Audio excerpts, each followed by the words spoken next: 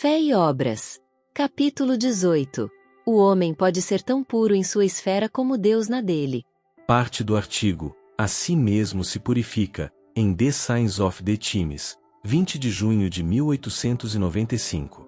Amados, agora somos filhos de Deus, e ainda não se manifestou o que havemos de ser. Sabemos que, quando ele se manifestar, seremos semelhantes a ele, porque havemos de vê-lo como ele é. 1 João 3, verso 2. A herança do povo de Deus é discernida por meio da fé na palavra de Deus. A vida eterna é esta, que te conheçam a ti, o único Deus verdadeiro, e a Jesus Cristo, a quem enviaste. João 17, verso 3. Pela fé os filhos de Deus obtêm um conhecimento de Cristo e acalenta a esperança de seu aparecimento para julgar o mundo com justiça, até que se torne uma gloriosa expectativa, pois então o verão como ele é, e se tornarão semelhantes a ele, e sempre estarão com o Senhor. Os santos que dormem serão então chamados para fora de suas sepulturas, para uma gloriosa imortalidade. Quando chegar o dia do livramento, então vereis outra vez a diferença entre o que serve a Deus e o que não serve. Quando Cristo vier, será para ser admirado por todos os que creem, e os reinos deste mundo tornar-se-ão os reinos de nosso Senhor e Salvador Jesus Cristo. Os que estão aguardando a revelação de Cristo nas nuvens do céu com poder e grande glória, como Rei dos Reis e Senhor dos Senhores, procurarão representá-lo perante o mundo na vida e no caráter. E a si mesmo se purifica todo o que nele tem esta esperança, assim como ele é puro. 1 João 3, verso 3. Odiarão o pecado e a iniquidade, assim como Cristo odiou o pecado. Guardarão os mandamentos de Deus, como Cristo guardou os mandamentos de seu Pai.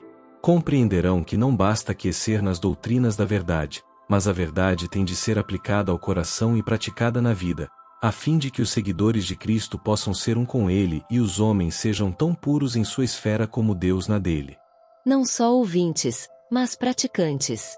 Tem havido homens em todas as gerações que têm afirmado ser filhos de Deus, pagando o dízimo da hortelã, do endro e do cominho, mas levando uma vida iníqua, por negligenciarem os preceitos mais importantes da lei, a misericórdia, a justiça e o amor de Deus. Há muitos hoje em dia que se encontram num engano similar, pois, embora tenham uma aparência de grande santidade, não são praticantes da palavra de Deus. Que se pode fazer para abrir os olhos dessas pessoas que se iludiram a si mesmas, se não apresentar-lhes um exemplo de verdadeira piedade, não sendo nós mesmos somente ouvintes, mas também praticantes dos mandamentos do Senhor, refletindo assim a luz da pureza de caráter sobre o seu caminho? Não como as pessoas mundanas. Os filhos de Deus não serão semelhantes às pessoas mundanas, pois a verdade recebida no coração será o meio de purificar a alma e de transformar o caráter, tornando seu recebedor da mesma mentalidade que Deus. A menos que alguém se torne da mesma mentalidade que Deus, ainda se encontra em sua depravação natural. Se Cristo estiver no coração, ele aparecerá no lar, na oficina, no mercado, na igreja. O poder da verdade será percebido por elevar e enobrecer a mente, por sensibilizar e subjugar o coração, pondo a pessoa toda em harmonia com Deus. Quem é transformado pela verdade lançará luz sobre o mundo. Quem tem a esperança de Cristo dentro de si purificar-se-á assim como ele é puro. A esperança do aparecimento de Cristo é uma grande esperança, uma esperança de longo alcance. É a esperança de ver o Rei em sua formosura e de tornar-se semelhante a ele. Quando Cristo vier, a terra tremerá diante dele, os céus se recolherão como um pergaminho que se enrola, e todos os montes e ilhas serão movidos dos seus lugares. Virá o nosso Deus e não se calará, adiante dele um fogo irá consumindo, e haverá grande tormenta ao redor dele.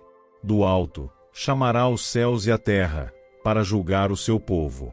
Congregai os meus santos, aqueles que fizeram comigo um concerto com sacrifícios. E os céus anunciarão a sua justiça, pois Deus mesmo é o juiz. Salmos 50, versos 3 a 6. Em vista do grande dia de Deus, podemos ver que nossa única segurança se encontrará em afastar-nos de todo pecado e iniquidade. Os que continuarem no pecado estiarão entre os condenados e os que perecem. O fim dos transgressores.